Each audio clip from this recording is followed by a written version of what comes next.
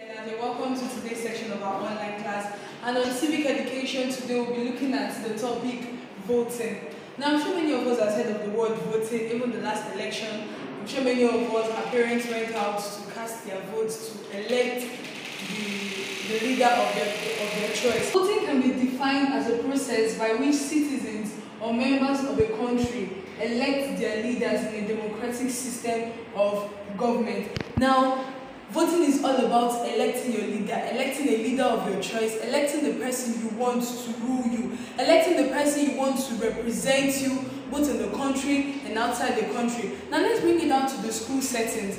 In the school, when students come out to serve as functionaries in the school, we find out that 2 or 3 students come out for one position. But it is through voting that is how one will be picked out, which is the best out of the 3 of them. So that is what voting is all about, trying to choose the person you feel that is best for you, to represent you, to lead you.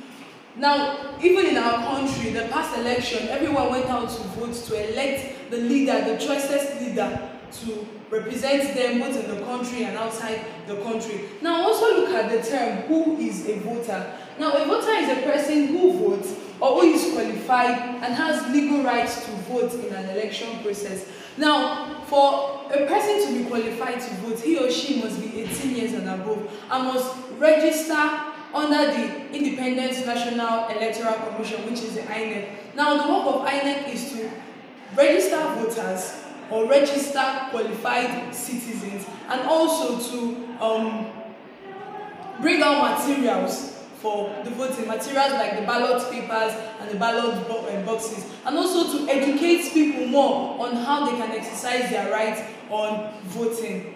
Very good. So we'll be looking now at the responsibilities of voters. So these are the duties, what is expected of everyone who is a voter, or every citizen who is a voter. So we'll be looking at the responsibilities now. Number 1 is to show interest in political and electoral activities of the country. So it is the responsibility of every voter to show interest in whatever electoral process that is going, or electoral practice that, or activity that is going on in the country. As a qualified citizen who is expected to vote, you don't have to relax when election process is going on or electoral activity is going on. All you have to do is exercise your right as a citizen to vote. Go with your voter's card to your polling unit. Make sure you vote for your right and choicest candidate. Number 2 is to vote wisely their preferred candidate during the election. Now it is the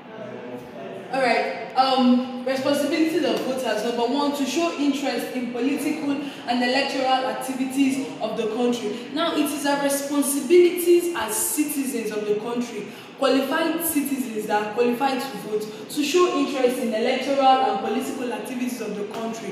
For example, during the past election, there are some people who never showed interest at all. Why? Because they felt maybe even if we vote or we don't vote, anybody that wants to come out as a winner will come out. But as a qualified citizen, it is your responsibility to vote. It is your responsibility to go to your polling unit, make sure that you cast your votes, make sure you elect your leader. Don't just be like those that will be playing football on the road. Don't be like those that will just sit at home, or those that will be in beer parlor drinking, people that will just be gallivanting around, showing less concern on the electoral activities in the country. So as a qualified citizen who is supposed to vote, you are supposed to show interest. You're supposed to show interest in the electoral activities, and you are free to participate in any political activity. You don't just say, because I'm not a politician. And also, you are supposed to show interest in political activity. Political activity, like you are free to contest for the position of a councillor in your ward, or a chairman in your local government, the president, the vice president. You won't say because I am not a politician, I don't like most people that always say politics is a dirty game. It is not true. Politics is something you can enjoy as long as you have the passion for it, as long as you have the vision on what you can do to improve the economy of your country, to be able to fight for the rights of citizens that have been placed under you. You can go into any political and electoral activity. So one of our responsibilities as citizens is to show interest.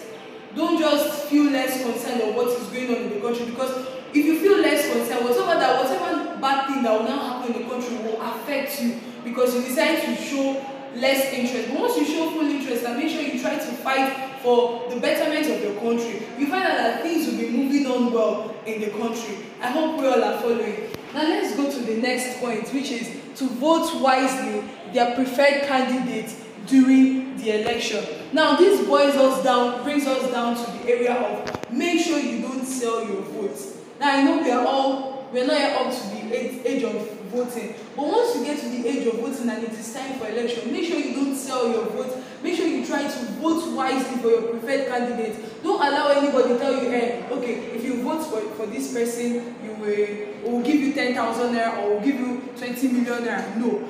The person that you want or you feel has the right capabilities to rule you or to lead you, you vote wisely for that candidate. Don't sell your vote. Don't make anybody tell, okay, or even try to sell your voter's card, because a lot of things happened during the last election.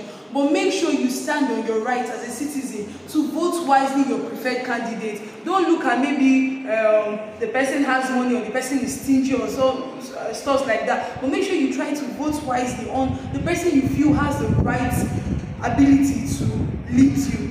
Okay. Let's look at the third point. It said to be peaceful and avoid being used as political talks by political parties. Alright, this brings us down to what happened during the last election. For those of us that watch the news, you find out that there are so many people that were working for different politicians as political talks, trying to snatch ballot boxes and trying to discriminate people or stopping people from voting for their right candidate. Now, one thing I want us to understand is that as a good citizen, make sure you don't allow any politician use you as a talk, because one, they sent their children abroad. Most of them, their children, they are abroad, studying, doing well, and then they tend to use the poor masses, they tend to use innocent children as talks for their political ambition, and at the end of the day, most of them get killed. Very funny enough, during the last election, a lot of people were killed due to most of them that were being used as political talks, maybe in the process of snatching ballot boxes, in the process of stopping people from voting, they lost their lives. So, as a citizen, it is your responsibility to be peaceful during the election. Make sure you don't go into any fight, even when you go to vote. Make sure you don't go into any fight. Make sure you are peaceful. Vote for the person you want to vote for, and then stand around to observe, and make sure you don't stand to be a political talk for any politician, because at the end of the day they will use you and dump you, and after being dumped, it's either the person gets imprisoned or the person's life becomes useless. So these are the responsibilities of a voter. The next thing we'll be looking at is voters registration. Now this is a process, or this is the way voters are being registered before election. Now we'll be looking at it. It says this can be defined as a proper process of documentation of information about every qualified citizen by the electoral body in the country before the election period. So this is the process whereby qualified citizens go to register for voting, and then they get their voters card in the process. The registration includes their name, that's the full name, your date of birth, your local government area. There's so many information that are always attached, important and vital information that are always attached for them to be qualified to get their voters card. So that's all about voters registration, where every qualified citizens goes to the electoral body to register themselves for the election, so that they can be qualified to vote before the election period. Alright, so let's go to the process of voting.